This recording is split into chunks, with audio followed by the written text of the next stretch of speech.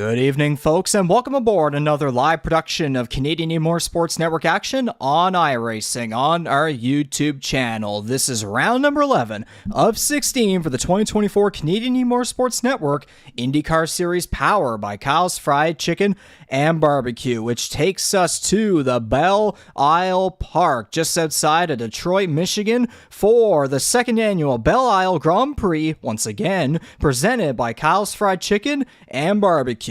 This is also the penultimate race for the Mario Andretti Cup, the Road Street Course championship for Season 3 of the IndyCar Series. So 2 more races to go. We got Detroit, or Belle Isle, however you want to put it, and Laguna Seca. So this one is no doubt going to be a dandy of a race here tonight. And on the call as per usual out of Prince Edward Island, it's Regan McCauley and Jordy Caraher. I've been here since 2022. Jordy's been here since the very beginning back in 2020. Mr. Caraher, how are you doing on this Tuesday night? We're doing all right. It's nice to be beyond the grind of the Indy 500, as fun as it was.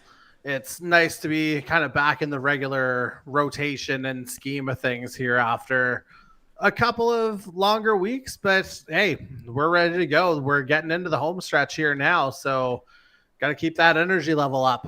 Yeah, certainly rolling into quite the stretch here within the second half here of this third season of Canadian E-Motorsports Network IndyCar action here, round number 11 of 16. Got 6 more races to go, including here tonight, 5 more weeks remaining up until December 17th.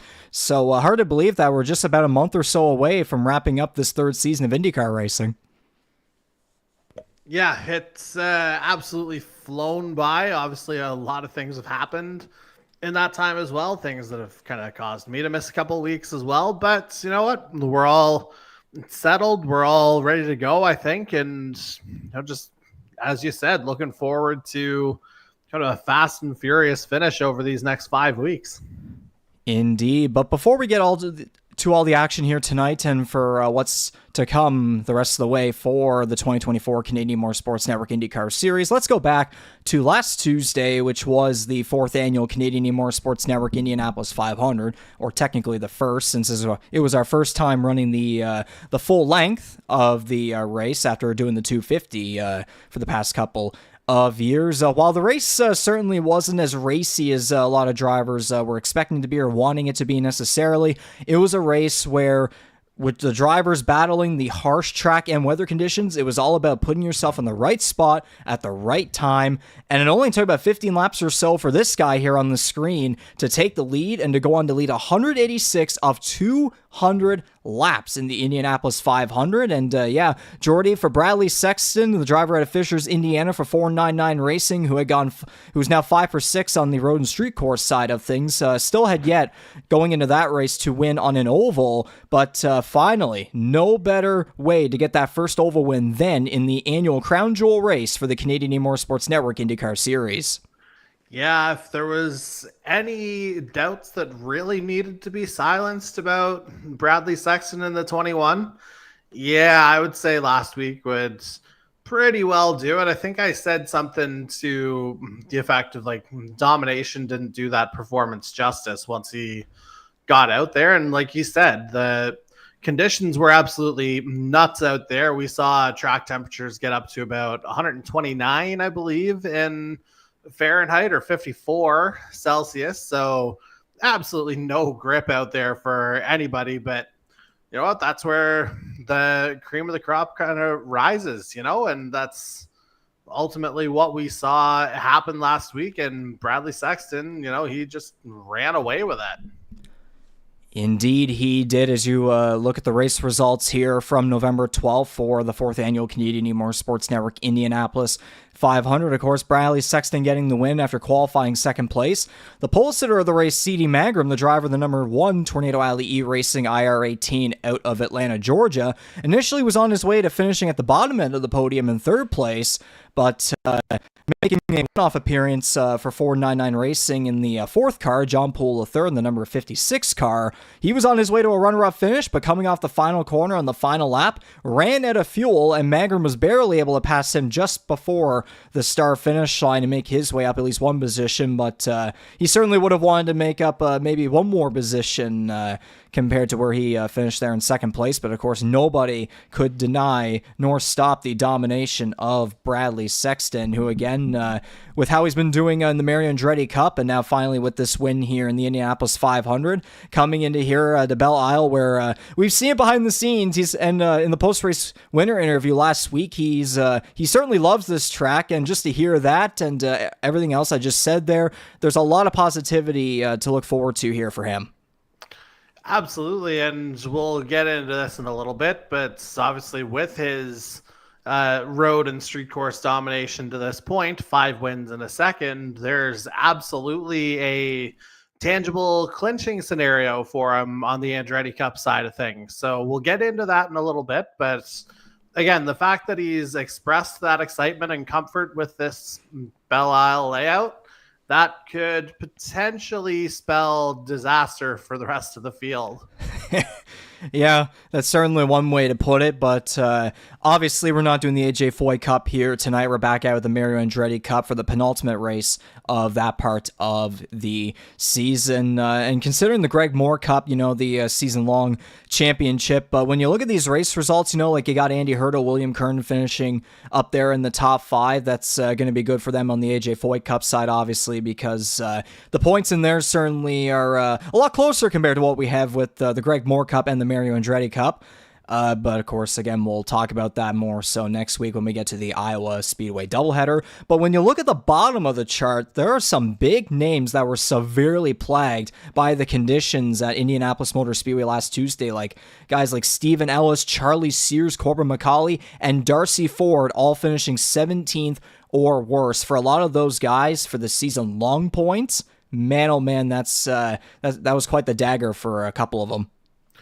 Yeah, no kidding. It was as we said, very, very tricky challenge there last week. Just ungodly heat in terms of the track temp. And as you mentioned, both in qualifying and the race, it caught a lot of guys out, it has to be said. And unfortunately for, as you mentioned, those guys toward the bottom, last week was a prime opportunity to kind of solidify spots or make moves. But as you see, there's a couple of red arrows next to their names here, and we'll dive into a little more detail on that front now. Indeed. So, of course, Bradley Sexton yet again leading another week here in the overall championship point standings for the Greg Moore Cup after 10 rounds thus far. He is ahead of Charlie Sears, his teammate, and Andy Hertel there on the current championship podium. Sexton leading the points by 102, which previously was 60. So just to think about that, the 53 total points that he gained from the Indy 500 alone jumped him 42 points above his teammate. Again, there's plenty more races left in the overall championship compared to the Mario Andretti Cup. But still, though, seeing that far lead right there, you could argue there could be a clinching scenario within the next week or so for the number 21. But again, you never know. Yeah, you still got to run tonight, obviously. And yeah, I mean, Belle Isle has its fair share of opportunities to catch guys out. So there's no, guarantees by anything until obviously the checkered flag flies. But yeah, things looking awfully good if you happen to be one of those 499 drivers, especially the driver of the 21. Indeed, yeah. So the top 5 here have remained unchanged thus far in the point standings. Sexton, Sears, Hertel, Kalenian, and Kern all remain within the top 5. Of course, you see some movements there. C.D. Magrum moving up. Ford and McCauley, as I was talking about, those poor finishes in the Indy 500, dropped them below the Indy 500 pole sitter, and the guy who finished a runner-up, obviously, Jose Mercado, remains firm. Marini and Fontaine swapping spots, and a bunch of movement about in between 13th onward there and back. John Poole III, Adam Wilson make their way into the point standings with their one-off appearances and great debuts here within the IndyCar Series. But of course, now we move on to the points that return for this week with the Mario Andretti Cup, where Sexton, of course, leading the way as per usual. Although, do Do remember, though, about 2 weeks back, whenever we went to Mid-Ohio for the Mid-Ohio 90 presented by Bangarang Hard Seltzer for round 6 for the Mario Andretti Cup on November 5th, it was Charlie Sears that finally ended the undefeated dominance by Sexton, who had been 5 for 5 up until that point, but he had to go 5 for 6 because Sears finally returned to victory lane for the first time since last season's championship finale, and that did cut into the lead just a little bit because originally it was a 90-point lead for Sexton, but now it's 76. Still quite that far lead, and as you were talking about some, there's clinching scenarios for the 21, but I think the question I might as well ask is, would there be any chance for the 32 to somehow catch up?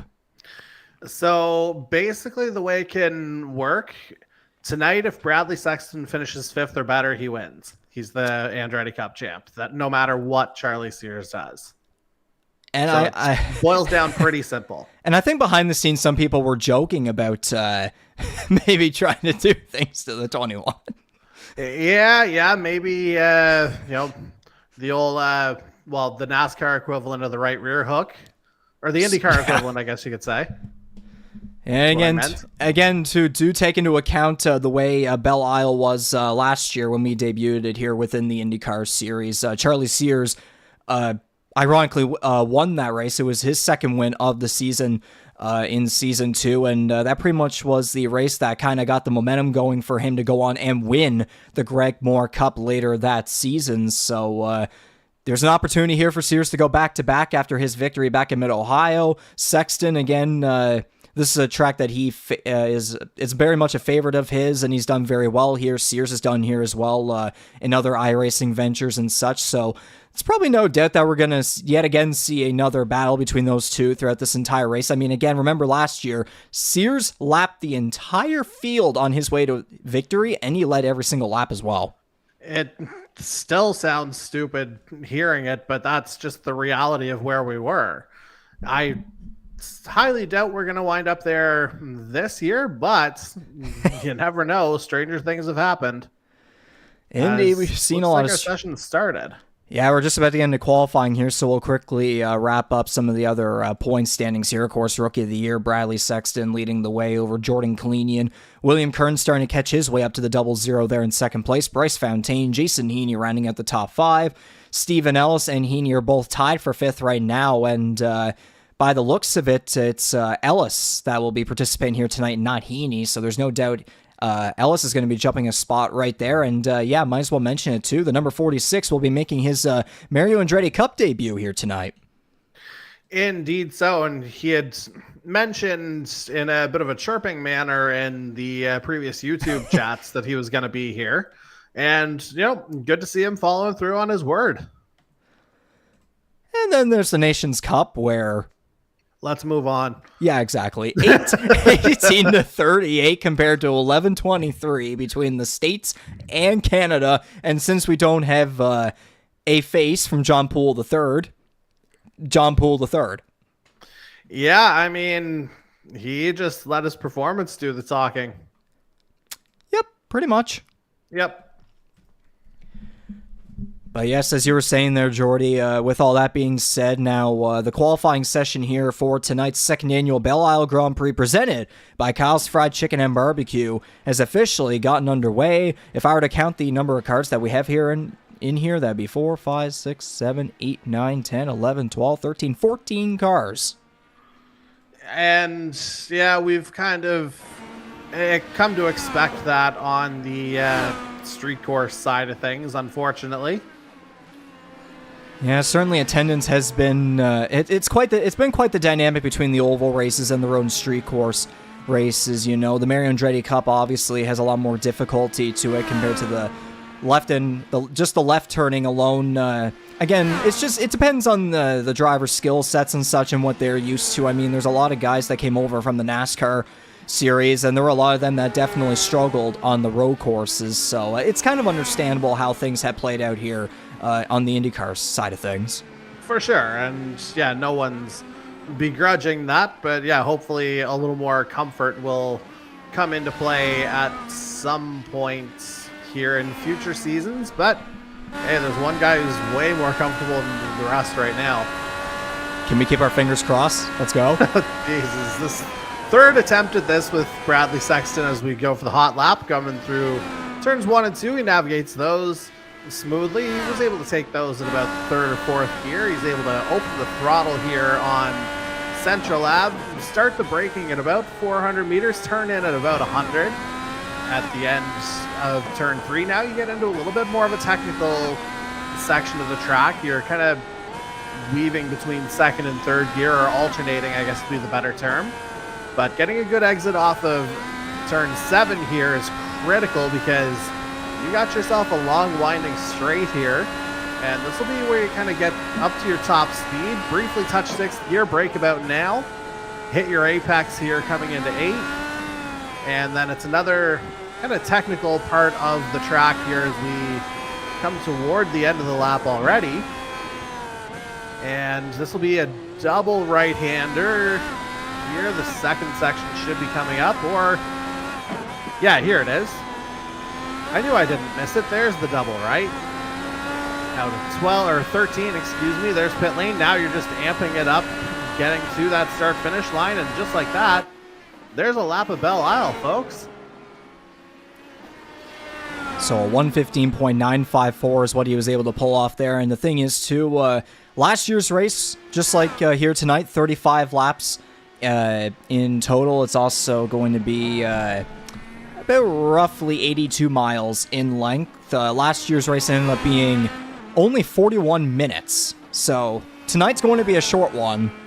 And because of that, too, drivers are going to have to be in the right places at the right time, have the right strategies, like you know, with the snap of a finger. You got to be on it, like, quick. Absolutely you do. There's not really a whole lot of margin for error at Belle Isle to begin with, but again, factor in the limited mileage and just how quick this thing goes time-wise, because really we haven't had any yellows on these road and street circuits anyway. We just kind of march forward, and yeah, got to keep your head in it from start to finish. Oh my. Ooh. Well, at least he finished the lap. Doesn't that just kind of describe how the season's been going for him, at least for most weeks? Tragically. Yeah. Not ideal. I just brought my Optioneering window back up, full disclosure, so I hadn't realized who flipped, but now that I see who you were highlighting, yes, that is 100% fair. Ooh. Yikes. That is an unwelcome sight. It's like it latched onto another car and there was a massive warp. Ooh.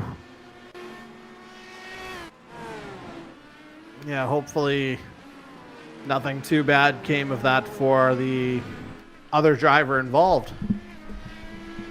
As this qualifying continues to go on here for the second annual Belle Isle Grand Prix presented by Kyle's Fried Chicken and Barbecue, might as well do a bit of educating here on the history of this circuit here on the Belle Isle Park Island in Detroit, Michigan, connected to Detroit by the MacArthur Bridge. This was the home of the Detroit Grand Prix between 1989 and 2001, 2007 and 2008, and 2012 and 2022. As Hunter Young, I believe, just had an issue there in the background. Yep. As the cars are going. The Detroit Grand Prix eventually moved back to the downtown streets of Detroit from last year and onward, but for us, we remain on Belle Isle instead of the downtown streets. I do recall whenever I was making the graphics for the schedule infographics before the season, I accidentally put in the downtown street track decal instead, but eventually that got fixed. We are indeed at Belle Isle again. Yeah, well, obviously the downtown track wouldn't be scanned in iRacing. Exactly. Kind of important on this platform. So yeah, 14 turns, 2.35 miles, 3.78 kilometers in length, as was discussed. It is certainly a very technical track. As we were going through that hot lap with Bradley Sexton, you could see on corner exit with these cars, man, oh man, was it ever bumpy. It is, and obviously this is another distinguishing feature of Belle Isle as well. The fact that, you know, your racing surface, it will alternate between asphalt and concrete over the course of the evening. So grip where it might be good in some places, you might be fighting for your life in others. Yeah, like the multiple surface types, the two different tire compounds that we have, the primaries and the alternates. It's all about balancing those factors together and making sure your strategies are correct. And do be reminded as well that in last year's race that a lot of cars were eliminated early. Yeah, that is 100% a painful reminder. But yeah, 100% that is a thing that happened. Hopefully it will not happen again this year. Find some wood to knock on. So at the moment, it is Bradley Sexton at the top of the board. No shocker whatsoever there. Charlie Sears. Oh, man, William Kern goes for a spin. Ooh, in front of Magram. Oh, man. Yeah, just Kern took that apex a little bit too tight. And yeah, Magram obviously had the speed coming off of that corner and suddenly found himself with nowhere to go. But again, this is only qualifying. That's what I'm saying. Is this an omen? It better not be. Good God. As I was saying, yes, Sears is 3/10 back of Sexton at the moment. Andy Hertel, top 5 finish in last week's Indy 500, is currently in 3rd.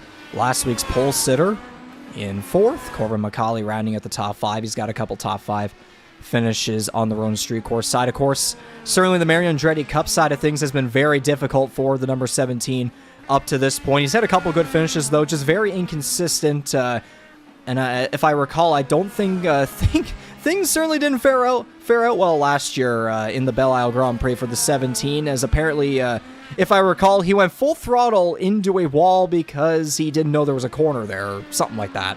Yeah, he literally brought that up earlier behind the scenes. That is absolutely a thing that happened, as Hertel just broke the deadlock between himself and Magram prior to the 16-1 that he just posted. Hertel and Magram were to the 1,000th of a second deadlocked on the lap time of 1:16.621. So good to see there. For most of these road and street course races, it's been pretty much either Sexton dominating or it's been a Sexton versus Sears showdown. At some point, it'd be nice to get a race where maybe we have 3 or 4 cars kind of going at it in a close bubble. Well, you have to remember, first stint at Mid-Ohio, we exactly had that. And Zandvoort. Yes, for entirely different reasons we had that, yep.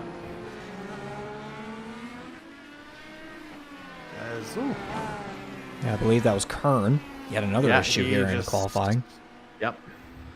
I think maybe what I meant to fully say was maybe for an entire race, because that's what's happened for a lot of first halves, but when it comes to the second half, it's either 1 or 2 cars.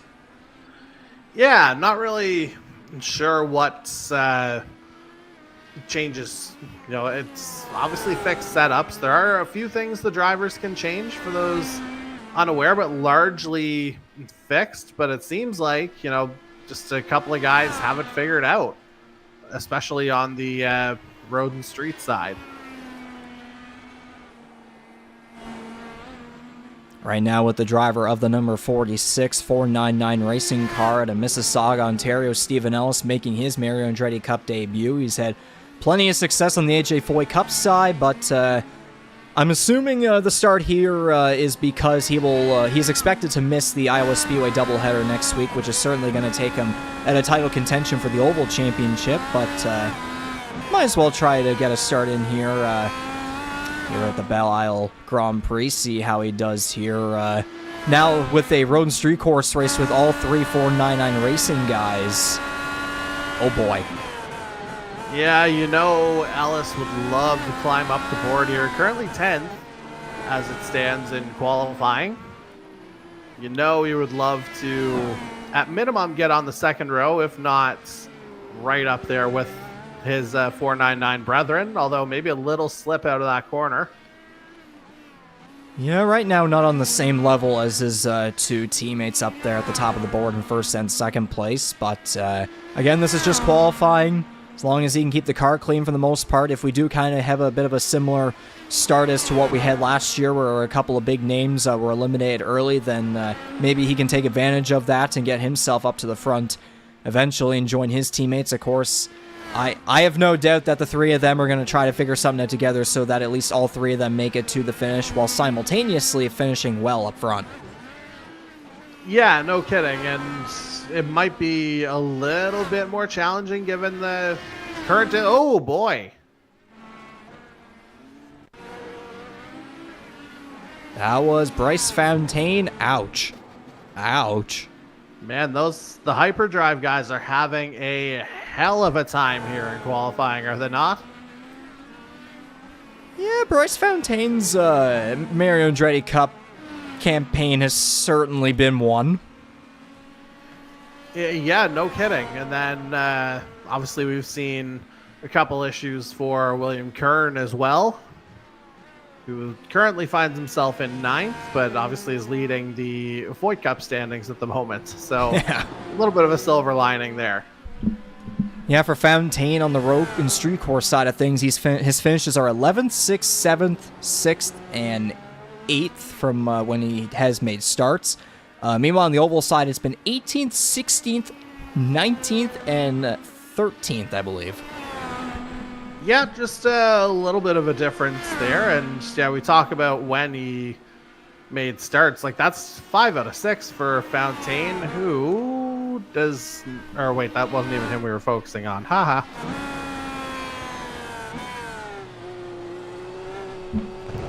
Oh, just touched that barrier, I think, on the exit.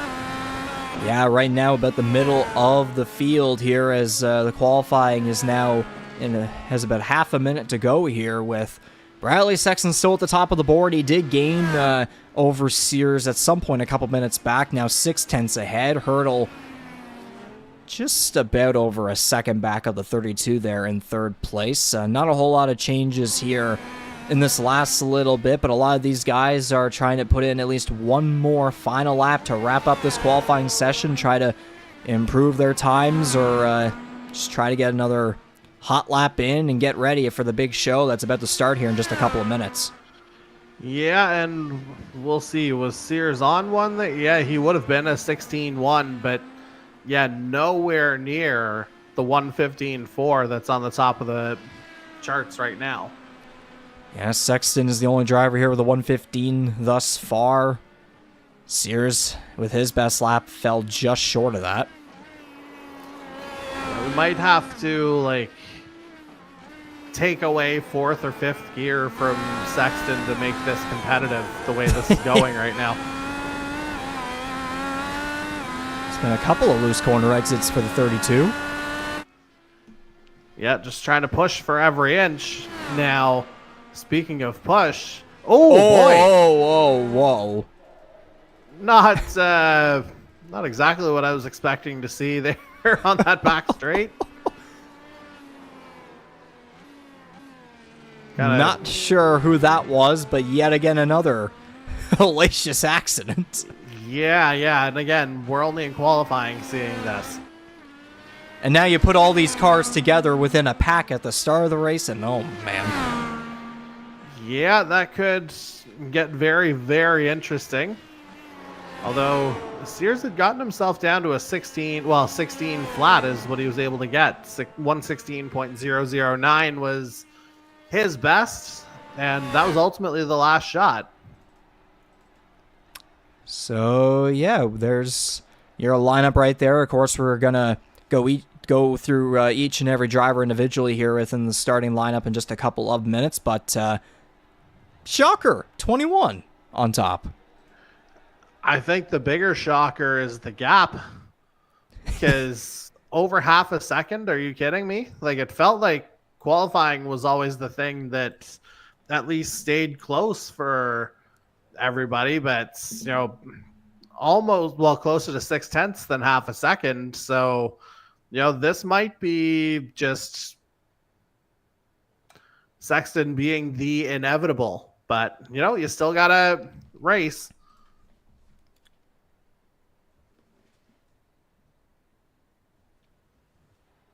So we had just gotten confirmation that we are going to introduce each and every driver here on the grid and then let them go for just one pace lap and then get right to the green flag here for the second annual Belle Isle Grand Prix presented by Kyle's Fried Chicken and Barbecue. It's going to be 14 cars that are going to do battle here for the win.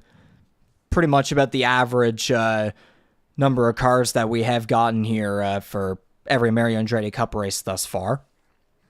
Indeed so. And obviously the other thing, let me just confirm that. Yeah, so Bradley Sexton obviously moving 1 point closer to the title by virtue of taking pole position.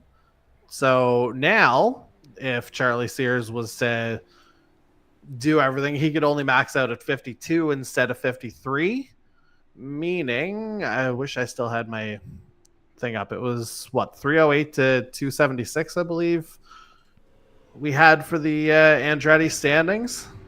Make that 309 now for Sexton, and a plus, a significant gap, shall we say.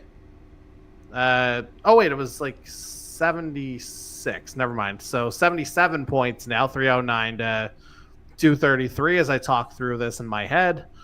That is, it'll still be fifth because a fourth place finish would be 32 points and sixth would be 28.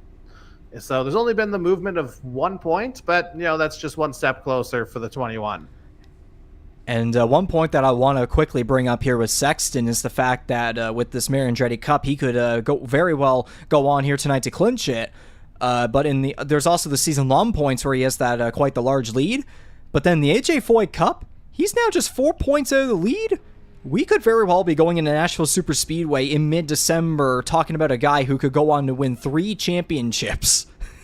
Well, by that point, we might not have much to talk about, period. It might get a little bit processional. We hope it doesn't get to that point. But you know what? If he's going to show off that kind of skill, who are we to deny him?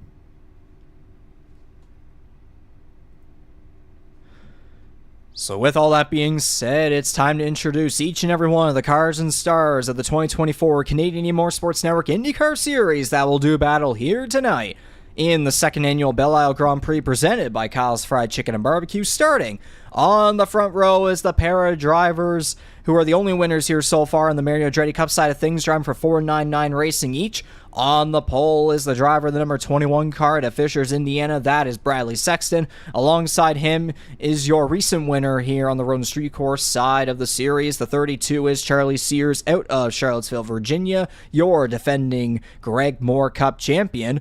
Moving on now to row number 2, where we have the driver of the number 7 519E Racing IR18 out of Dayton, Ohio. That is Andy Hertel, a past oval race winner this season. And starting alongside him, still looking for his first race win this season, but he's got a couple of poles. The driver of the number 1 Tornado Alley E Racing car of Atlanta, Georgia, is CD Magram. And rounding out our top 5, we will come right back here to Prince Edward Island, where we find the number 17 Macaulay Racing entry of Corbin Macaulay starting in 5th. And he'll have his Season 5 NASCAR Series challenger and reigning Rookie of the Year in that series, Jordan Kalenian, out of Salisbury, North Carolina, starting in 6th.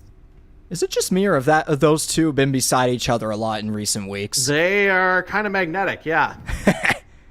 And then we head on to good old Rocky Top, Tennessee, Laverne, Tennessee specifically, where we find the number 22 Hyperdrive Motorsports entry Hyperdrive Esports entry, of Bryce Fontaine starting in 7th.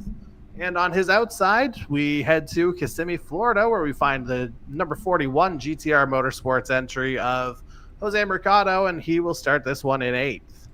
Moving on now to row number 5 to round out the top 10. Starting here in 9th place is the driver of the number 31 Hyperdrive Esports car to Dansville, New York. That is William Kern, who, by the way, we just got word that he is going to be taking an EOL by choice, so he'll be starting towards the back, but we're just going to keep going with these introductions anyways. And then starting alongside him in 10th place, making his debut in the Mario Andretti Cup, is the driver of the number 46 499 Racing car to Mississauga, Ontario, a past oval race winner this season. That is Stephen Ellis. And moving on to row number 6, where we have the driver of the number 15 Storm Surge sports car in Middlesex, North Carolina. That is Kyle Knoll. Alongside him is the driver of the number 12 car to Thunder Bay, Ontario. Mike Marini starts in 12th.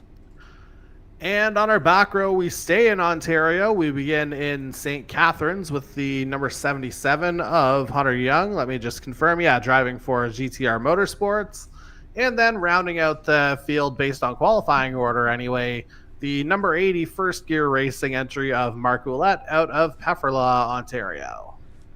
So that rounds out the field right there. 7 rows, 14 cars are going to do battle here tonight in the second annual Belle Isle Grand Prix presented by Cost Fried Chicken and Barbecue. I'm going to quickly go into the iRacing voice chat here through Race Control, give these guys a quick speech, and get these engines fired up for 35 laps and roughly 82 miles here on the Belle Isle Park circuit here just outside of Detroit, Michigan. Stay tuned. We'll be back in a couple of minutes for some IndyCar Series racing on iRacing.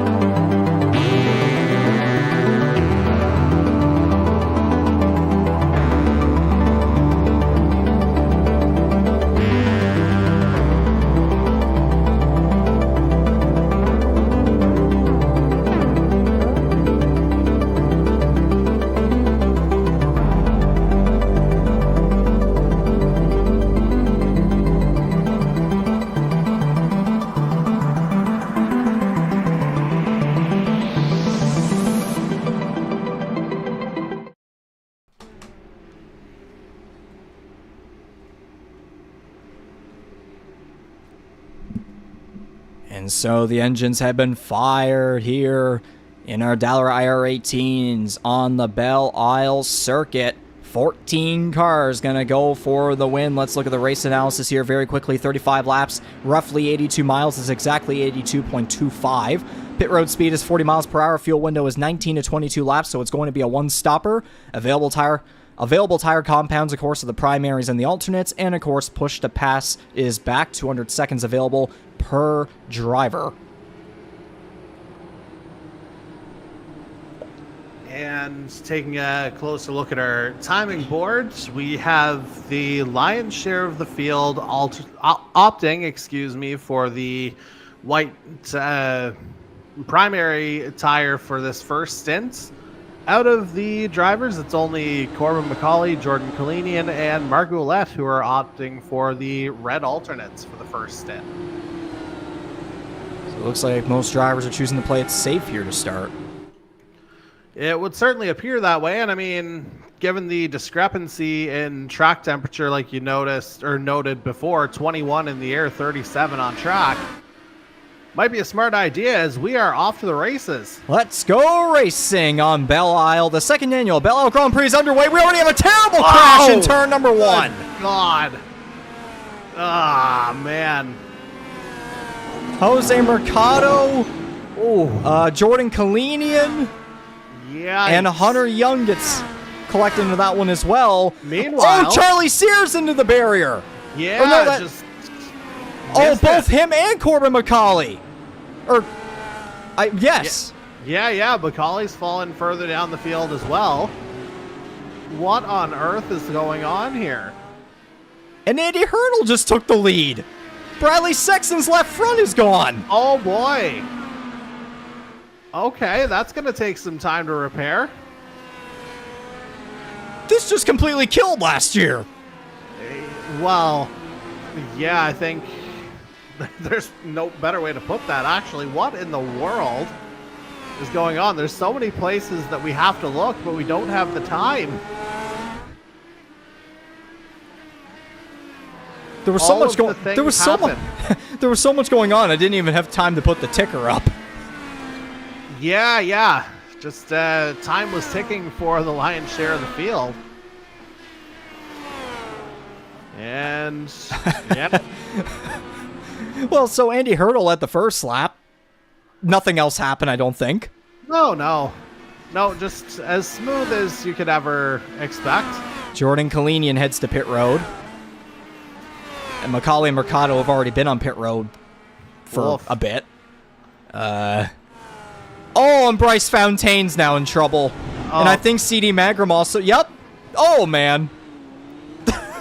Oh, okay. So if you told me that we'd have 2 499 drivers in the top 3, I don't think we were expecting Steven Ellis to be one of them. And yet, with all the carnage, he now finds himself 3rd. I was saying, when we were talking about him in the pre-race show and in qualifying, can he take advantage of other drivers dealing with misfortune? And he's up to 3rd by lap 2. Yeah, that would do it. But Will Kern. Here? My God, what is happening here? Okay, so much has already happened. I think it's replay time. Let's just go and do Bryce is hoping for another restart, but unlike Spa 98... Nope, that is the wrong button. Yeah, we can't Spa 98 this one, unfortunately. Oh, that was the pace car. Never mind. All right. Here's what happened turn 1. Yeah, oh, man. Ricardo just gets under. I guess that would have been Kalenian that he got under, would it? Yeah. And then the 17, or we'll get to the 32 first. Oh, yeah, just... Well, I think we'll find it in the same shot. Oh. Okay, a little bit too much acceleration. Oh, nope, that code, never mind. How about the 17 now? Oh, gosh. Same spot.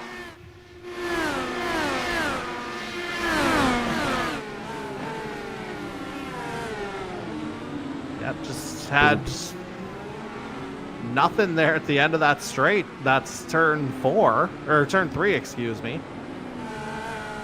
Yeah, and then the 17, I assume, just had 0 turning ability. Yeah, just... I don't want to say he forgot there was a corner there again, but yeah, just missed the braking point, it would appear. And now we got to remember who the hell was next. I think CD Magram was one of them, for sure. Meanwhile, we have 2 confirmed retirements already in the form of Bryce Fountaine and Jose Mercado, and an additional 4 in pit lane right now. So what were you saying about last year having the majority of the field out within the first 5 laps? That's why I said this completely kills last year. Yeah. And even Mark Ouellette's in pit lane now. So literally we have 7 cars on track at the moment. Okay, there we go. Here's what happened with Magram and Fountaine, I believe. Yep. And then they have it happen again the next corner. Yeah. Oof. Now, Marini, I think, is done for the night as well. So that is a minimum 3 retirements. Notably, all of the soft tire runners who, like the ones who started on the alternates, they're all out.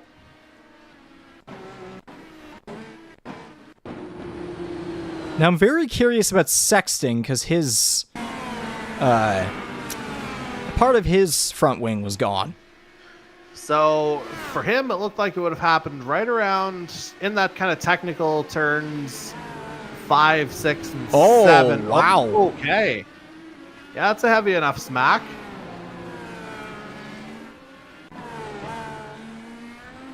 And eventually, we're back to live on lap 5. Yep.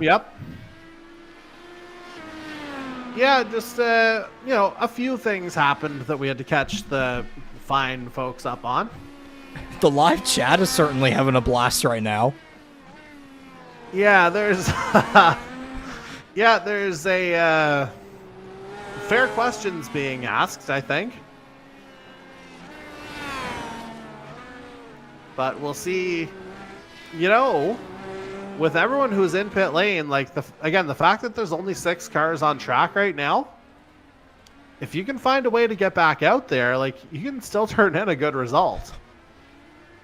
Geez, how long has it been since we've had this many cars with those long pit stop times? Well, again, the fact that there are more cars on pit lane right now than there are on track, not ideal.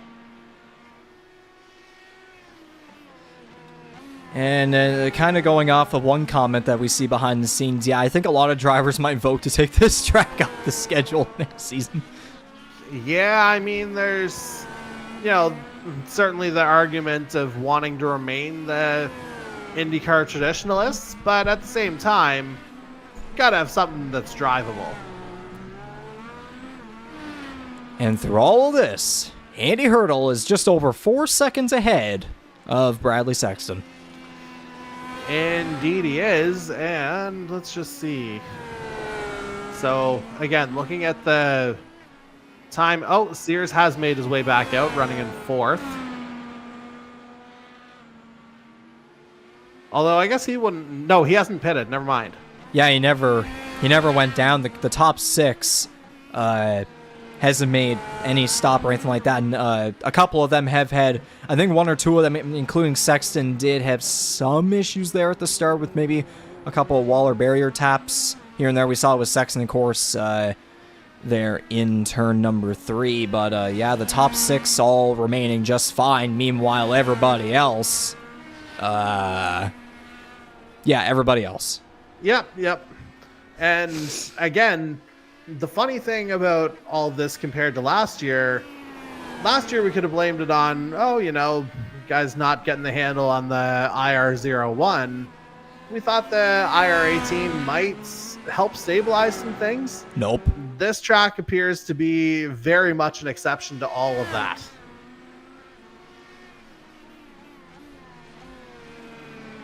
So, did we basically get the equivalent of last year's Auto Club finish, but in a start? Probably not far off. And do remember... Except it was one of those things that you just, you couldn't take your eyes off it because it kept happening every single corner, it felt like. It wasn't just a thing that happened right at the start-finish. It was just dragged on and on and on. Okay, that's brave. Kyle pushed a pass on this kind of a track. Yikes. And friendly reminder that Auto Club is in 2 weeks. We have the we have the Bangarang 250 twin races, the 125s, next Tuesday at Iowa Speedway, and then the week after is the Forked River 200 at Auto Clubs, or 250, at Auto Club Speedway on December 3rd. So yeah, November 26th next week, and then the week after will be December 3rd. So pair of ovals there. Then, of course, Laguna Seca and the Nashville Super Speedway to wrap up the season. Of course, Laguna Seca will wrap up the Mario Andretti Cup, and then AJ Foy Cup and Greg Moore Cup are wrapped up at the tire wear track of Nashville Super Speedway. Of course, we still have plenty of time left here in this Belle Isle Grand Prix. It's now lap 8 of 35 with Andy Hertel leading the way. I think the gap between the 7 and the 21 it's slowly shrunk, very slowly. Yeah, well, I mean, it's a wonder that it hasn't gotten out further considering the significant piece of bodywork missing from one Bradley Sexton's front wing. Jeez, it's 3.4 now. It was of 4 a lap or 2 ago. I wonder if Hertel might have made a mistake somewhere. It was just 4 seconds the last time I looked. So yeah, all three 499 Racing guys are second through fourth. 3 of them in the top 5. Mark Ouellette's still on pit road. Jordan Kalenian eventually made his way back out. CD Magram's still in his pit box. He's retired. Okay, Question mark mind. next to his tires. Yeah, thanks for reminding me of that, as Kalenian has just jumped a couple spots now because of that. So, in terms of the question marks, Mike Marini, William Kern, Bryce Fontaine, CD Magram, Corbin McCauley, and Jose Mercado are all out of the race. So that's almost half the field. Yep, so 8 out of 14 drivers remaining. They're all on track now, which is nice. Spa 98. Oh yeah, that was the wet weather disaster start. Yeah, something like that. Where, the carnage just never stopped.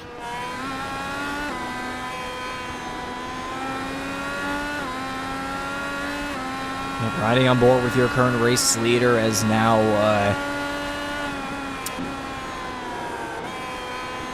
after 9 to 35 laps, of course, we don't. The thing is, too, we don't have the automatic full course yellows when it comes to the road and street courses. So, of course, for a lot of these guys, as soon as you crash, you're done. Basically. Yeah, that's a significant drawback, which is totally a fair point of consternation. But yeah, I don't think even those would have saved some of what we saw. Yeah, maybe we could submit that to iRacing.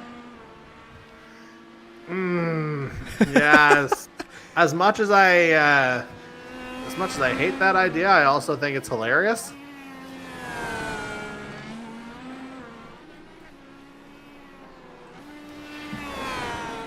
Congratulations to the 17 of Corbin McCauley. I think he jinxed everything with a certain comment he made. Well, halfway.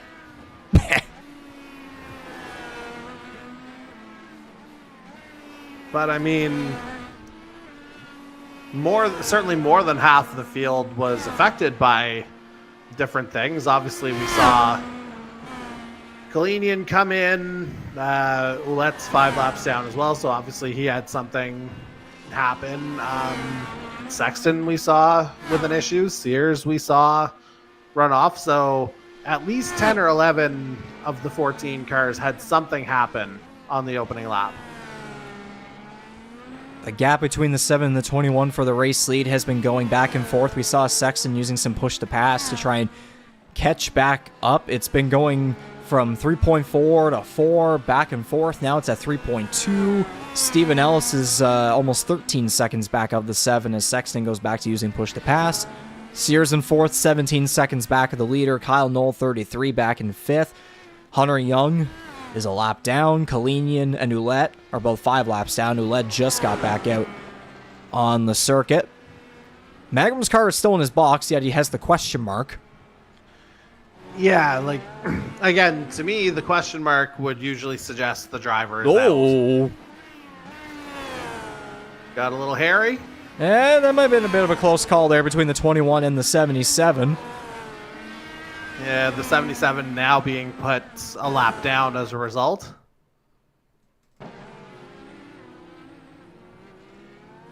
He did get out of the way. Yeah, it's fair play to him. You can clearly see where the racing line is, and yeah, you see Hunter Young dive to the inside, knowing that Sexton was there, and obviously the 21 took the more rubbered in part of the circuit, and yeah, fair play, no harm, no foul. Somehow.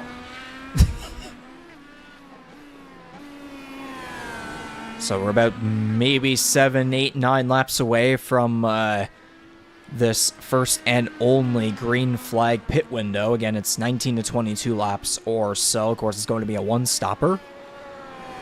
And so... I think I'm going to say thank God for some of them.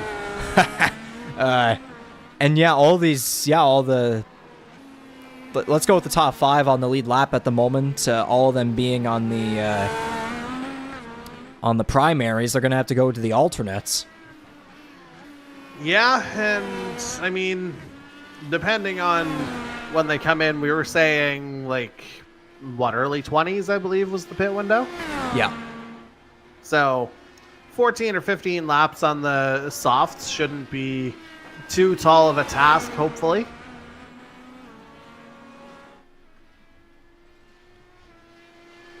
The 21 can see the 7 in his sights. But again, that interval between them just keeps going back and forth. It's on average about 3.5. Sexton trying to use push to pass with all his might. Hertel hasn't used any yet. He's still 200 seconds remaining. Meanwhile, Sexton's at 154.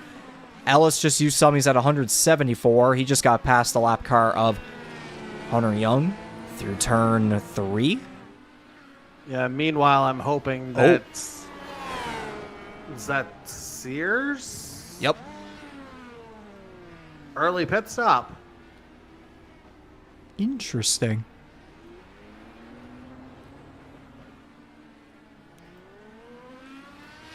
Now, 13.42 seconds. He goes to the alternates. Did he start on the... Refresh my memory. Yeah, he would have started on the primaries. Okay, go ahead with what you were going to say.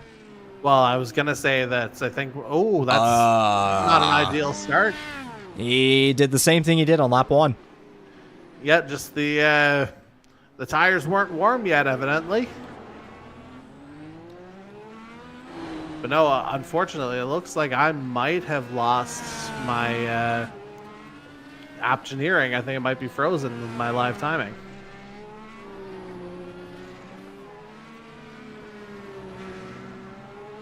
Meanwhile, is that Sexton in? It is. And again, I wonder if this is possibly out of necessity for the handling of that wing as well, because you can see that damage is now repaired.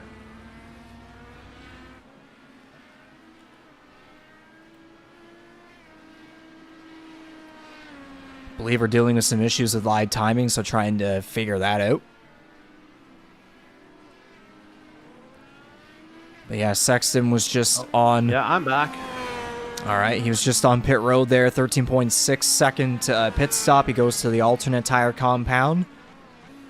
Andy Hertel now leading the way over Steven Ellis. Yeah, we totally called that. Yep. 10th to 3rd within a lap. No Although biggie. Hertel's in now. Wow. So are the tires just not holding up? I wonder if this is going to be a two-stopper. Maybe. Again, didn't you say in the pre-race show that we've seen stranger things, even though we didn't specify this race exactly? Yeah.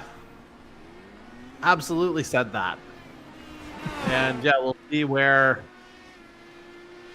Hertel comes out in relation to Sexton here. Looks like about a 7-second gap between those two as Hertel rejoins with, Steven Ellis as your leader.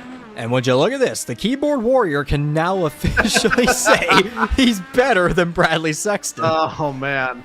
Yeah, he may want to take a screenshot of this. And yet, ironically, Sexton was the keyboard warrior in our pre-race show. He was, yeah. I mean, given the qualifying time, well justified. But you got to race, so that's the main thing.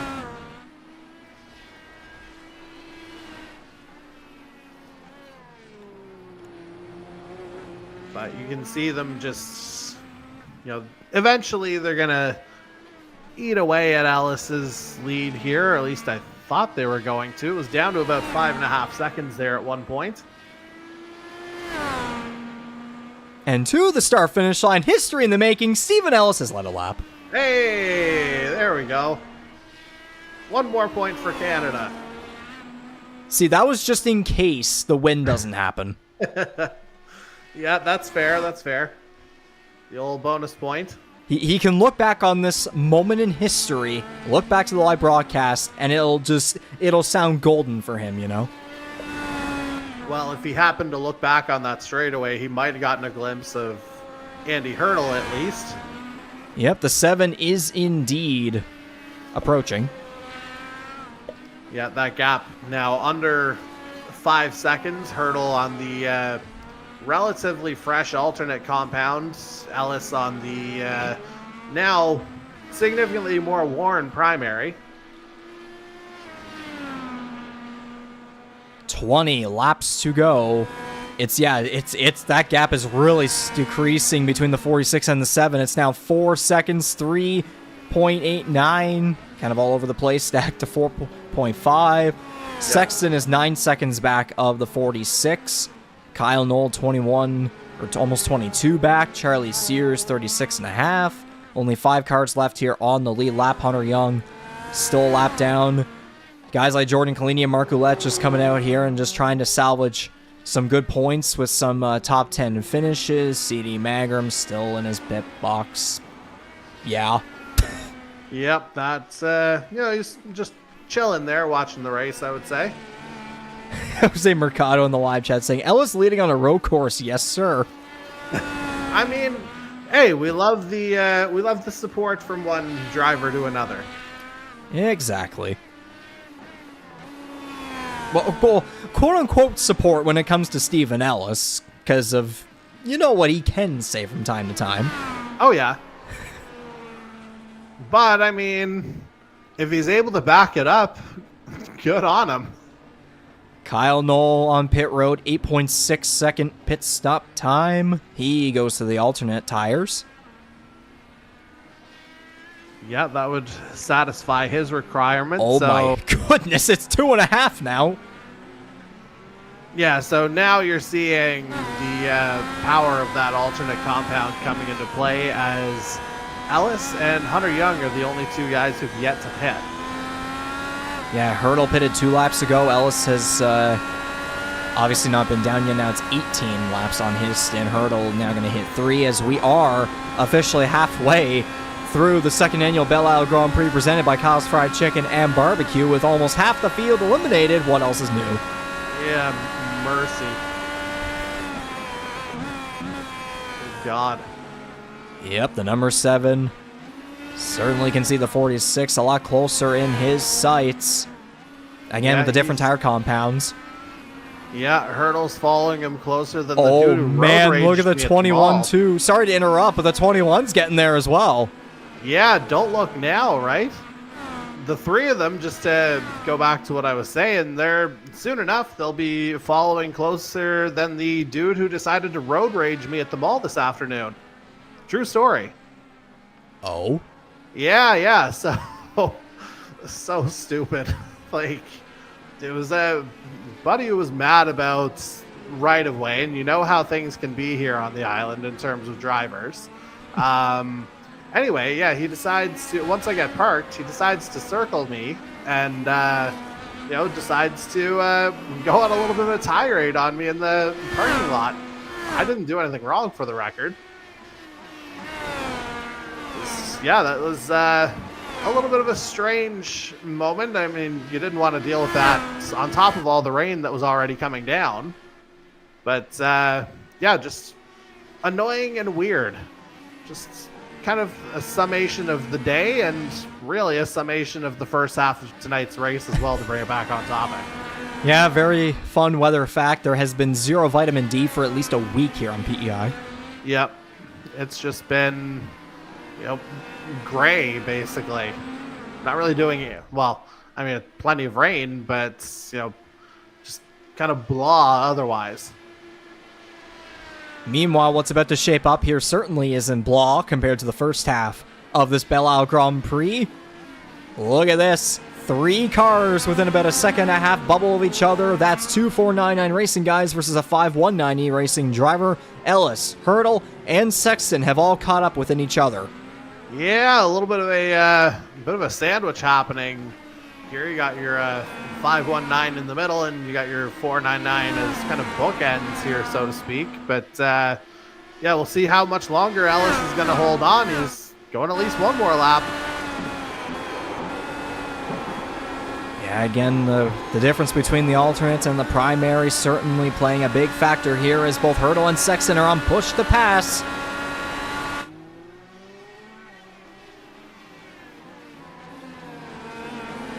Man, oh man. And the three of them taking turn 3, there's a little bit of a terror to that because that was pretty close. Now, am I fair to say that somebody like Charlie Sears would be like, okay, now all 3 of you, please do the thing? I mean, I don't think he'd object necessarily because that would, well, depending on how they crash, Sexton would be, well, I guess he'd finish 8th if it was to end in a 3-way crash in their current order, but Sears would still have to win. Which I guess 4th, he'd inherit that, so yeah, maybe that is exactly what he's pushing for. Meanwhile, Ellis and they push one more.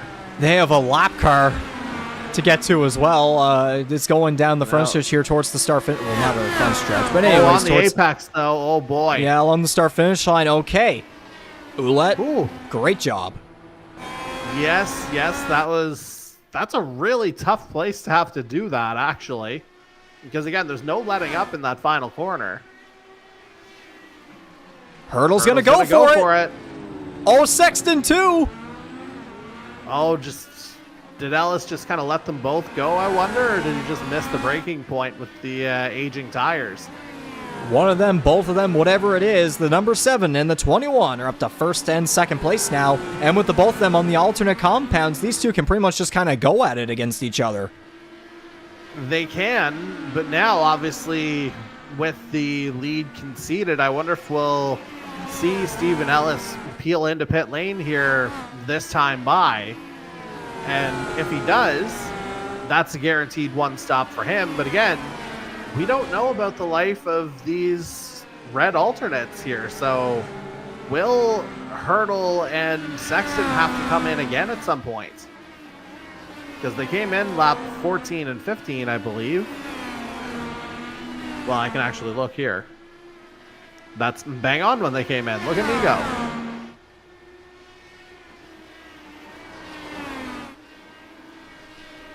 Ellis is staying out. And just looking at these two guys here in first and second place, the guy in the lead right now won back at Texas Motor Speedway earlier this season, but throughout his IndyCar Series career, he still has yet to win on a road/street course. And then you have Bradley Sexton, who is 5 for 6 in the Mario Andretti Cup thus far. The pressure is on. And I mean, Andy Hertel, he's a guy who's known to enjoy road and street courses, so you'd have to think it'd be bugging him a little bit that he hasn't gotten the job done on one of these, as they're both using push to pass down this back straight. Are you kidding me? Sexton was looking for a couple of openings there, but Hertel was not allowing it. Yeah, I wonder if Hertel had a bit of a network thing there where he kind of jumped forward.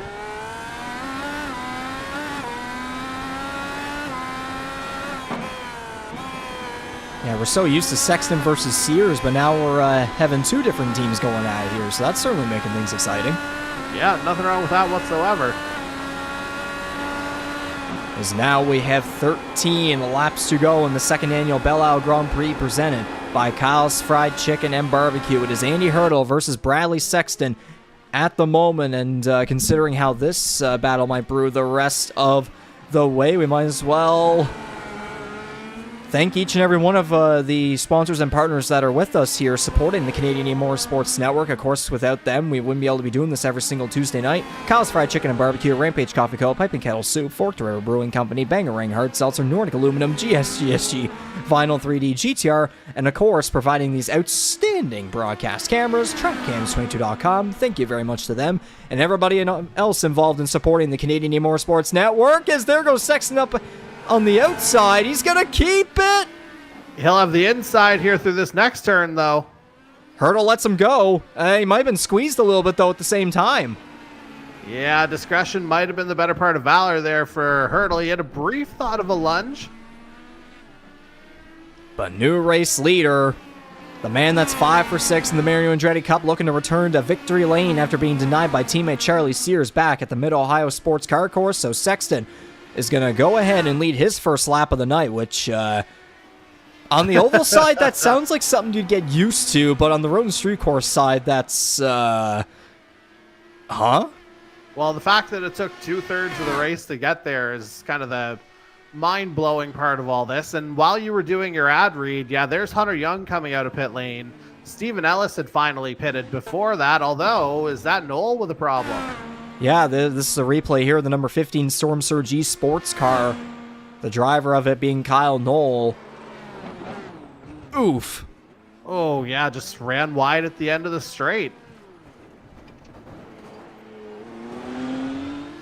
Luckily, he's at least close enough to pit lane to make something happen in terms of changes, but we'll see if he actually does. Looks like Hunter Young might have had something happen there as we return to live. That was in turn number 3. But meanwhile, now at 12 laps to go in the Belle Isle Grand Prix, Bradley Sexton has now started to pull a bit of a gap between him and the 7. Now a second between them. Charlie Sears has moved up to third there, 25.5 seconds behind Sexton. Ellis is 4th. He came down pit road a lap ago. 8.4 second pit stop time. He's ahead of Hunter Young, who's 2 laps down.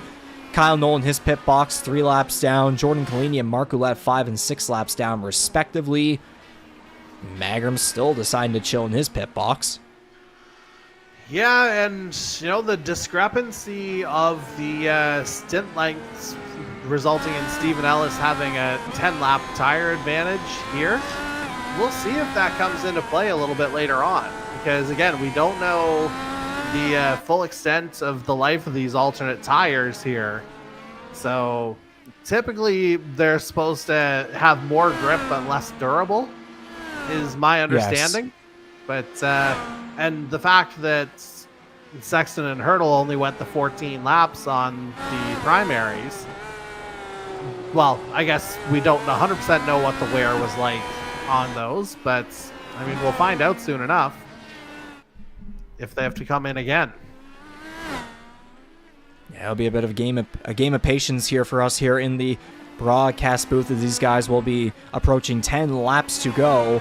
As we look again here at the live chat, we got silly season rumors and people complimenting Bradley Sexton for that pass against Hertel, which, yeah, to Sexton's credit, that was wicked.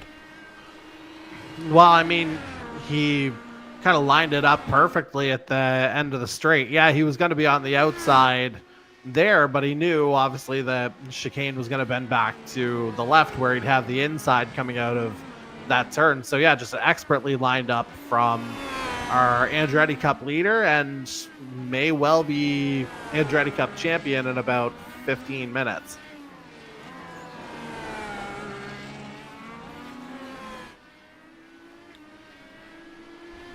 Some push to pass out of the 77. That gap between the 21 and the 7 now almost 3 seconds between each other. Sexton's stint is at 12 laps. Hertel's at 11. Sears is at 13. Literally everybody that's left in this race at the moment is on the alternate tire compound.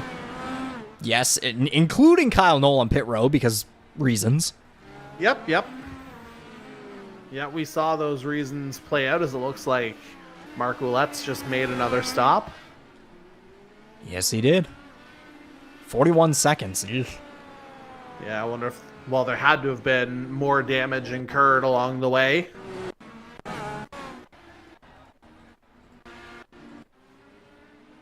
Just going back here to see if anything may have happened.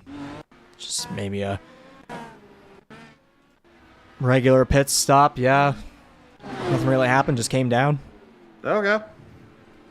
Oh, and he just came back. Byproduct of things from earlier, perhaps? Let's say so, as Jordan Kalenian now... in too.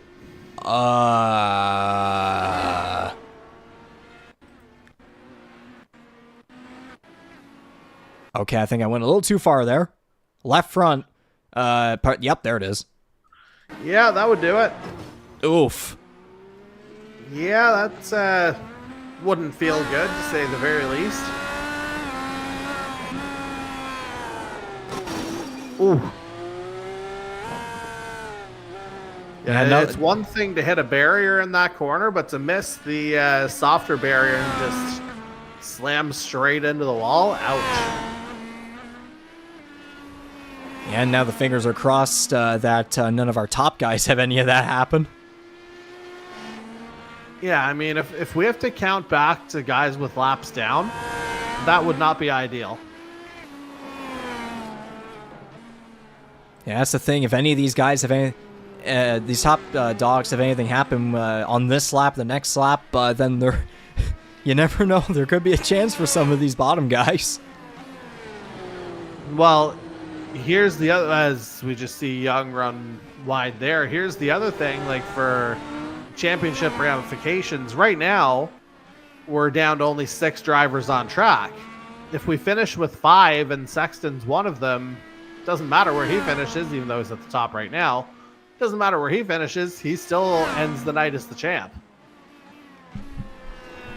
Yeah, 1 down, then there'll be 2 more to go. And again, going back to the discussion of the AJ Foyt Cup, the Oval Championship, he went from going into the Indianapolis 500, he was 41 points below the lead, and then he went to -5.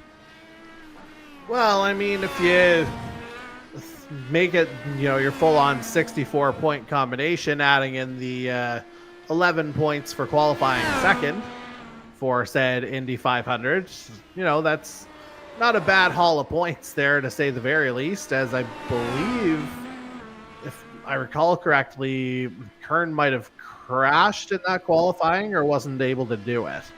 Well, yeah, about half of those drivers, unfortunately, crashed out and weren't able to take advantage of those extra points that could be gained for the top drivers, of course.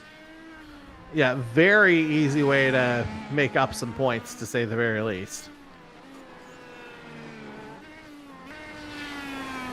Now the gap, 6.5 seconds between the 21 and the 7. They're at 15 and 14 lap stints, respectively. Sears is at 16. So judging by the laps to go and these stints, Yeah, I wonder if maybe there was an early calculation made on the primaries then that, hey, maybe these aren't wearing too badly. Maybe the primary or the alternates can go longer than expected, which would not be unheard of based on, some of the stints that we've had on other tracks this season.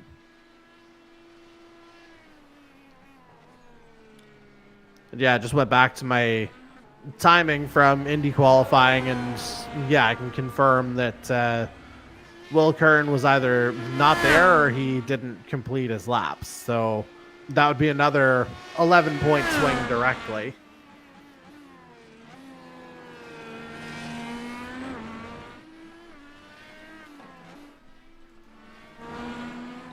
yeah, pretty much everybody is completely far away from each other at the moment. As Kalenian is actually, well, I mean, obviously since that crash, he has stayed in his pit box now for 4 minutes.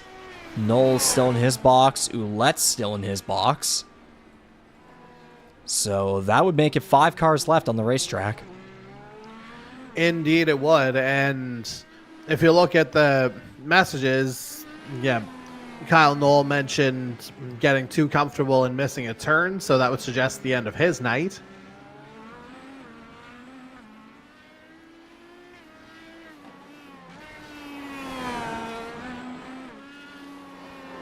But yeah, it's just kind of, last man standing almost at this point. And unlike Regan off mic, I don't think Bradley Sexton's going to be coughing this one up anytime soon, as the gap's up over 8 seconds now.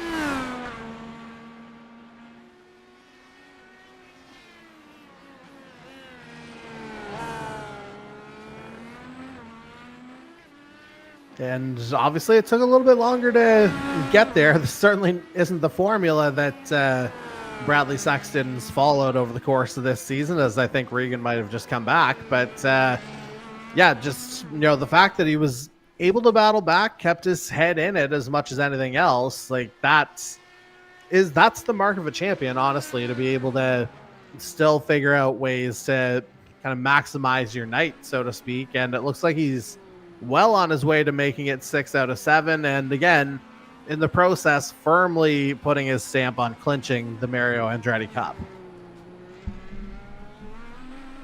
So my response to what you first said is, sigh. And my second response is now we got the word from Jordan Kalenian. He's taking it easy, and he thought he was one corner further ahead than he was and drove straight into the wall on exit. So there's the explanation for the 0-0. Oh, man. And I mean, kind of shades of Corbin McCauley-ish. Well, that's the thing. The way we've raved about the I ratings of guys like Jordan Kalenian and Corbin McCauley, more on the NASCAR side of things than IndyCar. But the fact that, we've gone on about their overall skill and they've still had these things happen, it can happen to anybody, folks.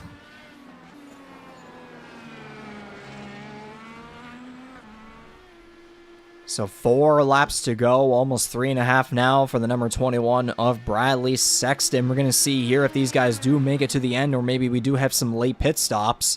Andy Hertel almost 10 seconds behind the 21. Sears is 27.5 back. Ellis 38. Young still 2 laps down. Again, only 5 cars left on the racing surface. Everybody else far and away out. And 4 out of the 5 on the lead lap, which is, in fact, still an improvement over last year. Yeah, right now we're on track to Sexton not lapping the whole field while Sears did. So the 32, we can safely assume after this race the 32 will be like, haha. Yeah, I mean, that's like the one consolation we can take, the fact that technically the field is closer this year. Something like that. Yep.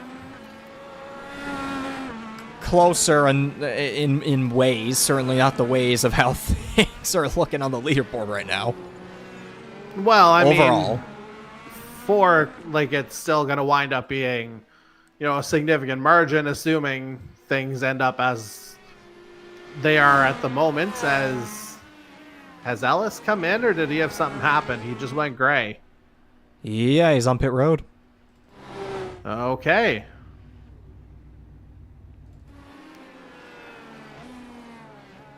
We'll have to see if that's like a scheduled thing or whether he had something happen or what the deal is. Or whether he's just calling it a night. No, there he goes.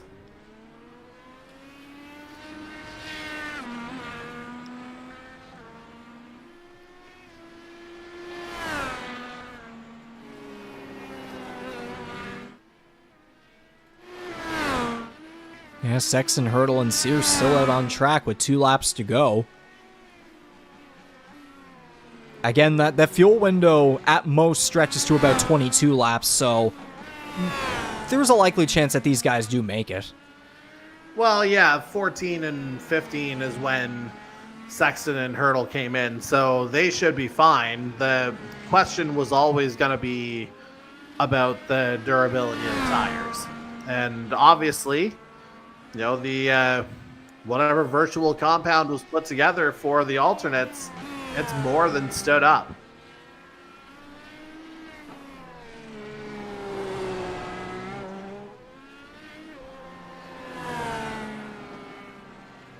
And so with all that being said, in just a couple of seconds here, the number 21 Bradley Sexton out of Fishers, Indiana for 499 Racing is going to take the white flag in the second annual Belle Isle Grand Prix presented by Kyle's Fried Chicken and Barbecue. He is now going to he's going to approach 12 laps led here. Again, won the pole, and then lap 1 had that issue there in turn number 3 just like a bunch of other guys did, but then was able to get some repairs done and then charge all the way up to first place, and it's like nothing had ever happened. Yeah, I mean, he's literally weaving on the straightaway. This is a guy with absolutely zero cares at the moment. Now, that's a pretty ballsy thing to be doing, admittedly, given, how quickly some of these walls can appear. But again, with only 5 drivers out there, well, 6, Mark Ouellette's still out there, albeit 10 laps down, so it would be 4th for Sexton. He's got it now. This is pretty much just a joyride for him. And to the point of Jose Mercado in the live chat, I mean, to run the first 15 laps or so with half a front wing and to come back and gap Andy Hertel by 10 plus seconds. What a drive by the number 21 of Bradley Sexton. He's going to go not only 6 for 7 in the Mario Andretti Cup, but he's also going to walk away officially one race early, a Mario Andretti Cup champion, and also the winner of the second annual Belle Isle Grand Prix presented by Kyle's Fried Chicken and Barbecue, Bradley Sexton, to victory lane again at Belle Isle. I mean, again, far from the textbook Bradley Sexton win, but again, the way that second half unfolded after the pit stop, and that was rightly pointed out in the YouTube chat, man, oh man, just in absolutely another league was that performance once he was able to get back onto the gearbox of Hertel and subsequently leave that gearbox well and truly in the distance. Andy Hertel second, Charlie Sears third. Steven Ellis is going to come around and get a top 5 finish in his Mario Andretti Cup debut after starting 10th, and he made his way all the way up to 3rd by lap 2. Unfortunately, does fall one position shorter to his teammate Charlie Sears. He's going to come around as the 3rd best finishing driver of the 499 Racing Group, but still, though, for his Road Street Course debut in the Canadian E-Motorsports Network IndyCar Series, what a run to the checkered flag, and Hunter Young 3 laps down, just had some sort of an issue happen there. But anyways, he's going to come away with a top 5 finish. Indeed he will, as he is, it appears he will be the last car to finish on track. And friendly reminder that Young qualified 13th. Well, I mean, a couple of weeks ago, we were talking about how Young could have potentially picked up pieces of issues at Indianapolis had they cropped up, but that obviously didn't work out in his favor. This is more of an example of what can happen finish-wise, because Young, yeah, he's a guy who can wind up very much in that picture at the end, even if it's a bit of a quieter night. But you want to talk about statements. Again, the last 15 laps of tonight's race, oh man, did Bradley Sexton just tear through the field and, puts, an exclamation mark on this Mario Andretti Cup win. And again, the fact that he's done it with a race to go, that speaks to the overall quality of the drive for the 21, which we've really become accustomed to over the course of this season. That "We Love Detroit" sign at the pit entry, I think Sexton might be the only driver in this field that agrees with that sign. Yeah, that's the kind of sign that could earn you a black eye or a middle finger or something from the rest of the field. Yeah, who in their right mind would enjoy this one? Certainly, could warrant a reevaluation, to say the very least.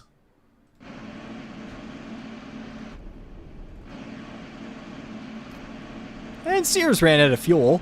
He's getting some help. I was going to say, why don't we just have everyone who finished lined up on the start-finish line? You know what? Instead of podium finishers, just have a whole top 5. These are all the guys that actually survived to the end, for the most part.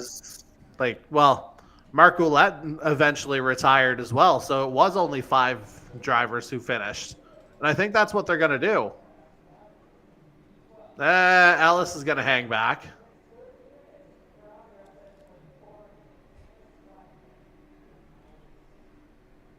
There you have it. The survivors of the apocalypse as Hunter Young decides to become Toe Mater. Well, and Ellis does the same thing. I was going to say, that at least brought those guys into the picture for a second. Now we need one of them to just go straight forward and, I don't know, do something. Just a fitting ending. Well, I mean, now that Hertel's disappeared, it's irrelevant anyway. As I think Ellis might have just put a nose into the wall in the background.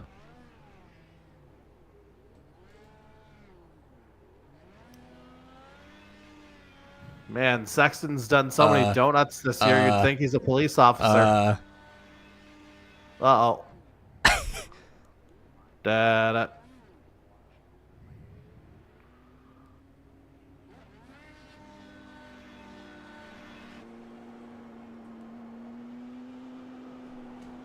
Ellis is just being Ellis at this point.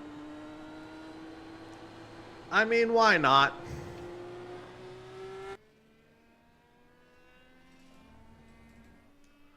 Onboard going backwards. That's a new one.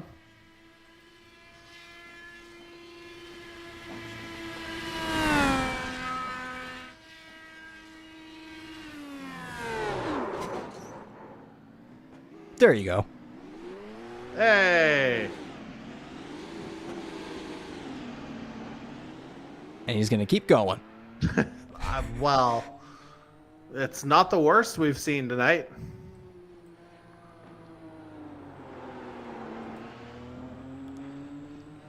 Let's go through the unofficial results as this is happening. The driver, the number 21, Bradley Sexton, goes to victory lane here tonight at Belle Isle. Andy Hertel, Charlie Sears rounding out the podium. Stephen Ellis rounding out the lead lap cars in 4th place. A great Mario Andretti Cup debut for him. Hunter Young rounding out the top 5, 3 laps down. And then it's just a trash heap from there. Mark Roulette, Jordan Kalenian, Kyle Noel, Mike Marini, William Kern rounding out the top 10, each and every one of them dealing with issues. And then there's the even more tragic cars where we have a glitch between 11th and 12th. It's Fountaine 11th, Magram 12th. That's the way it should be. Cobra Macaulay 13th, and Jose Mercado rounding out the field in whatever that was, lap 1, turn 1. We'll completely forget about that as Stephen Ellis continues to do his thing. I mean, sure, why not? Conspiracy theory, he's just trying to steal all the spotlight from his teammate. Wouldn't be the first time. So in that case, we might as well go ahead here into the iRacing voice chat and have a word with our winner here tonight, as I have no doubt that Ellis is going to catch up here and try to disturb the whole thing. Jordy, you can go ahead and prepare your questions. Yeah, where to begin? Yeah, it might be a thing where we have to let Sexton just kind of... It's like, where do we begin? Just let Sexton do the whole thing, basically. Yeah, just let him go. Let him talk.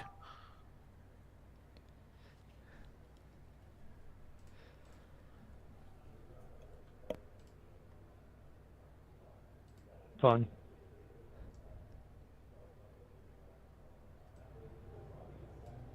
Bradley Sexton, this is Regan up in the broadcast booth. You got a copy? Yes, sir, Regan, I do. How are you doing? Well, to put this in the best way, or I don't even know if I describe it as the best way, in the words of Jordy Carraher, where do we begin?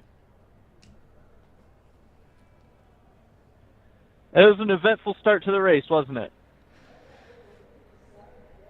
Yeah, something like that, but man, oh man, you won the pole. You had an issue in turn 3 there. You ran like almost half the race there with half of your front wing gone. You went to pit road. You got some repair damages. You got to the lead there, quite the battle, and eventually that pass for the lead and for the win against Andy Hertel. You pulled about 10 seconds in between the two of you, and you went on to go 6 for 7 in the Mario Andretti Cup, and one race early, you were able to officially clinch the Road and Street Course Championship here in Season 3 of the Canadian E-Motorsports Network IndyCar Series, powered by Kyle's Fried Chicken and Barbecue.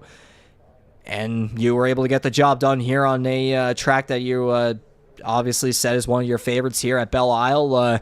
Just talk about what your view of all that carnage was at the very start of that one, and then dealing with that issue there on that same lap, and then being able to come on around and make that incredible comeback and go on a drive for the ages to the checkered flag. Well, to be honest, I'm very disappointed in my start. I had an abysmal run into turn 3. I made a mistake. I was driving in my mirror just a little bit, making sure that I was watching behind me, not focused in front of me on my braking markers, so I missed it just a little bit. Cold tires, cold primaries were really punishing quite a bit. So understeered into that wall, and at that moment I thought the race was done. I thought it was going to continue to unravel, and then understeered and clipped the wall again. So I was quite frustrated at the end of that first lap, but I knew I just had to stay calm, especially because somehow I was able to keep P2 at the end of that lap. So, yeah, I mean, really from there it was just a recovery drive. And like you mentioned, this being one of my favorite tracks, I love the street courses, man. The street courses are where I feel extremely comfortable. I feel at home here. So, you know, me and street courses, I feel is, you know, like we go together like peanut butter and jelly. So that is something that I do truly enjoy it.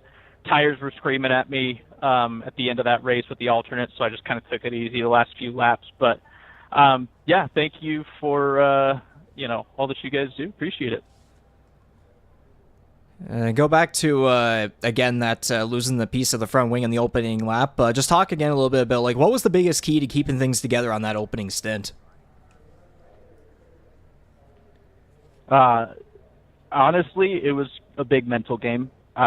Realizing that I couldn't overdrive the car, couldn't drive it like it was whenever I had my full front wing. It was like I was, you know, in the wet waiting for the track dryers to get out. So I don't know. It was really about keeping my head on straight and focusing forward.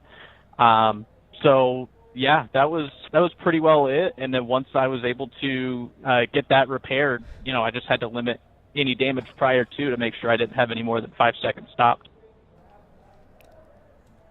And then there was that second stint where you were on the alternates. At what point did you realize that the alternates could hold up for those last 20-ish laps or so?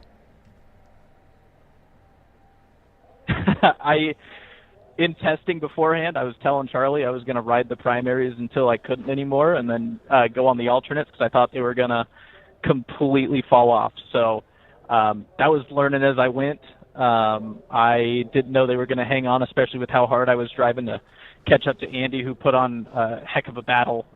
Good race for him. You know, really proud to see the work that he did there, and making that move on the outside going into the fountain section, I think was, you know, was huge, especially because then I could let the tires get back into a good window and not have to push as much. But pushing as hard as I was to catch up to Andy initially was not going to be sustainable at all. So it was quite worrying when I knew I had to pit early. And now your teammate Steven Ellis finally made his Mario Andretti Cup debut, and you know, he went from 10th to 3rd within a lap there. Did fall short of the other teammate there, Charlie Sears, in 4th place, but great debut for him. And you know, for I guess all the joking about the keyboard warrior he is, and I don't know, maybe him trying to steal the spotlight from you there or something with that final lap. Reverse victory lap, I guess, for his finish or whatever it may be. I'm assuming you still get the bragging rights, though, because you still beat him, right? Oh yeah, Steven he did all right. You know, I'm proud of him. I'm proud that he was able to do that backwards victory lap. Thankfully, he was able to join us on the road course.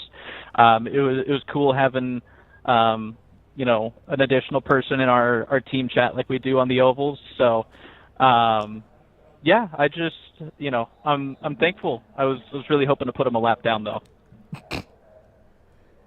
Yeah, not exactly able to get on the same level as Charlie Sears 1 year ago, but still nonetheless a fantastic drive at you. And what do you know, one race early, you went on to clinch the Mario Andretti Cup championship on the road and street courses. I mean, to go 6 for 7 and to get the championship clinched one race early, now you just go into Laguna Seca and just try to yet again go back to victory lane once again.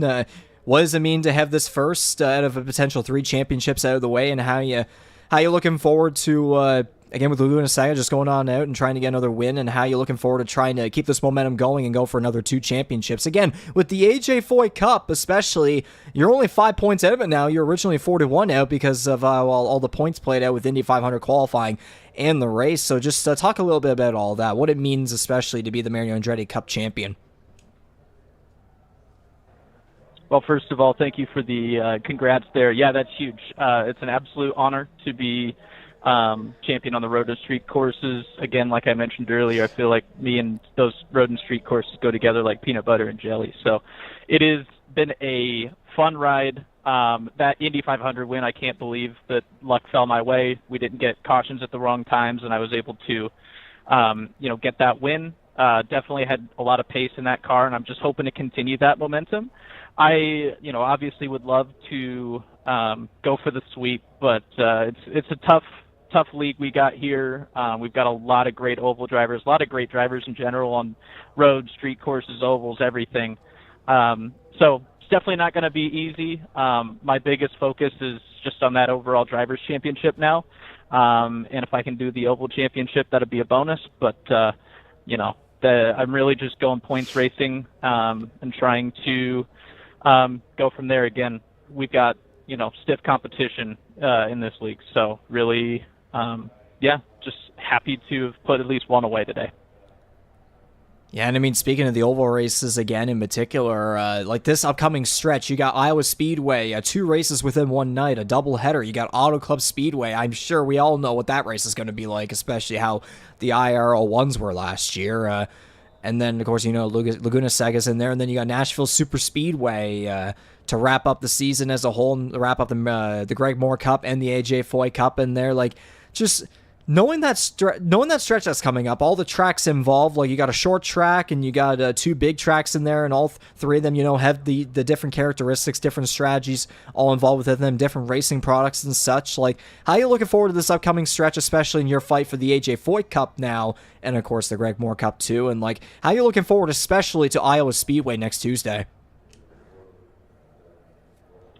I'm really looking forward to Iowa Speedway, especially because I'm going to be upgrading my sim before then, switching wheelbases and wheels. So that'll be interesting. Hopefully it doesn't make me drive any worse than I do on the ovals already. I'm definitely, thankful again for that 500 win, but luck had to fall my way as well. So Iowa, I think, will be a lot of fun, and then but still quite challenging.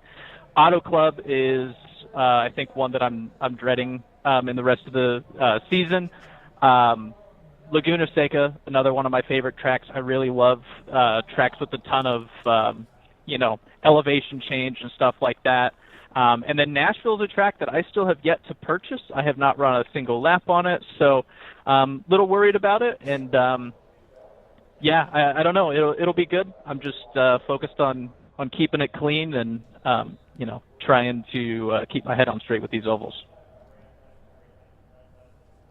And now to wrap this up, in contrast to what about over half the field experience here tonight at Belle Isle, do you vote to return this for next season?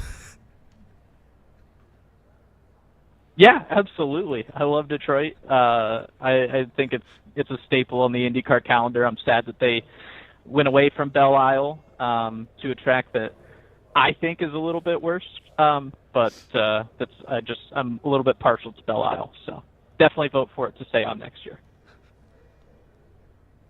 To all the other drivers that participate tonight, you just heard it right there from your race winner here tonight in the 2nd annual Belle Isle Grand Prix presented by Kyle's Fried Chicken and Barbecue out of the number 21 at Bradley Sexton for 499 Racing out of Fishers, Indiana. He wants to see the Belle Isle Grand Prix back next season. I am not sure how many drivers are going to exactly agree with him on that, but of course we'll figure that out, of course, in off-season discussions and when we get to season 4 for the series. But with all that being said, Bradley, yet again talking to you here after a race. Congratulations on the victory and winning the Mario Andretti Cup, and best of luck now in your chase for going for 2 more championships, trying to go 3 for 3 starting next Tuesday at Iowa Speedway.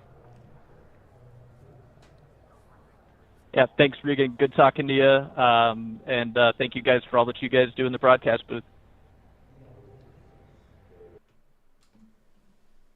And so there you have it. There was the post-race winner interview right there with the number 21 of Bradley Sexton.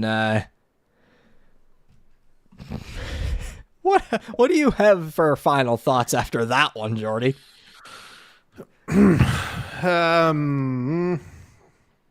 Good God. Like, yeah, that's enough. I was going to say, I wouldn't even know where to begin. Like, I wasn't even trying to formulate a thought with that, but that's probably not far off.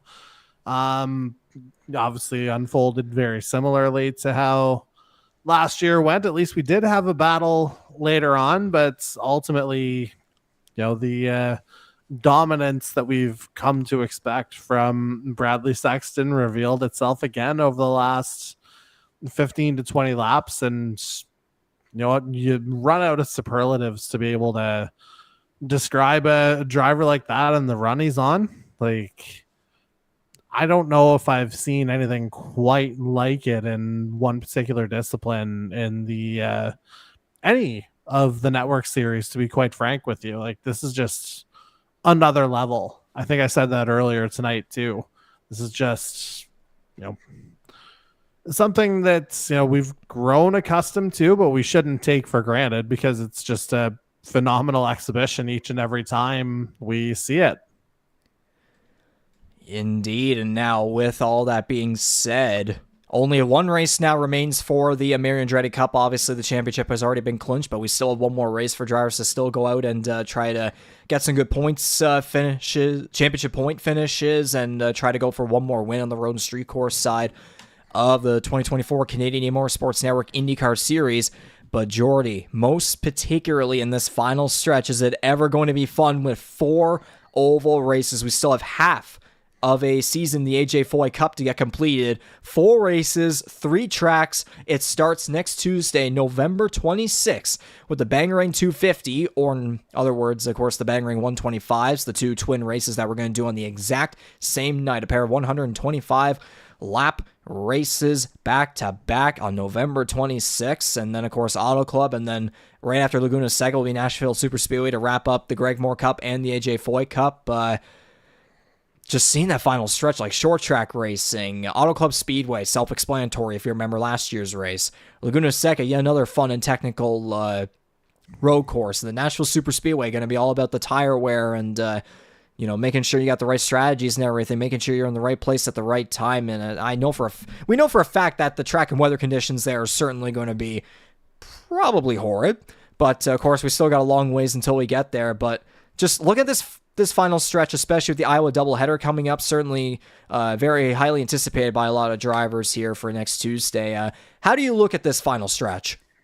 Well, it offers a little bit of everything, doesn't it? Again, we've spoken at length about our experiences with Auto Club, regardless of the discipline. Laguna Seca certainly offers its share of challenges. Again, we've talked about Nashville being kind of the outlier, and the fact that we just haven't been there in any series, so no one really has a expectation in place for that. But if we look directly at next week, like, it's a 250, but like there's kind of a strange endurance quality to it because of the fact that it's the twin 125s, because that, like, halfway through you're effectively resetting your mindset. So it'll be interesting to kind of see who's able to kind of bounce back from one race to the other and who's able to kind of keep their head in. And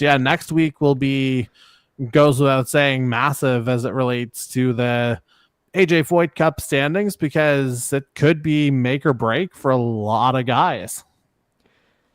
Indeed, you get 2 opportunities at Iowa Speedway to go for the win and get some very valuable points to keep yourself within the title battle for the AJ Foy Cup. And man, oh man, if there are drivers that go to Iowa and they take advantage in both races with some great finishes, maybe even a win or 2, like, that's going to be absolutely crucial for them going into Auto Club and Nashville. And again, too, with the season long points of the Greg Moore Cup, like, Iowa doubleheader, Auto Club, one more road course at Laguna Seca, the Nashville Super Speedway for the first time in Canadian E-Motorsports Network history. There's going to be a lot on the line within these next 5 weeks. And so, with all of that being said, for tonight, that was the second annual Belle Isle Grand Prix presented by Kyle's Fried Chicken and Barbecue at Belle Isle. Going to victory lane once again and claiming the Mario Andretti Cup was the number 21 at Bradley Sexton at Fishers, Indiana for 499 Racing. Congratulations to him. And once again, for another live production here at the Canadian E-Motorsports Network IndyCar Series, powered by Kyle's Fried Chicken and Barbecue on iRacing. My name's Regan McCauley. That was Jordy Caraher on color commentary on behalf of us and everybody else involved within the network, competition committee, drivers, staff, partners, everybody involved in making this happen every single Tuesday night here on our YouTube channel. We thank each and every one of you for tuning in to tonight's live production, and we will see you all next Tuesday for the Bangarang Twin 125 races at Iowa Speedway, Tuesday, November 26, 2024 at 7:30 p.m. Eastern, 8:30 p.m. Atlantic is when live coverage will begin here on the YouTube channel. We will see you all then, but until then, speed safely, take care, and have a good one.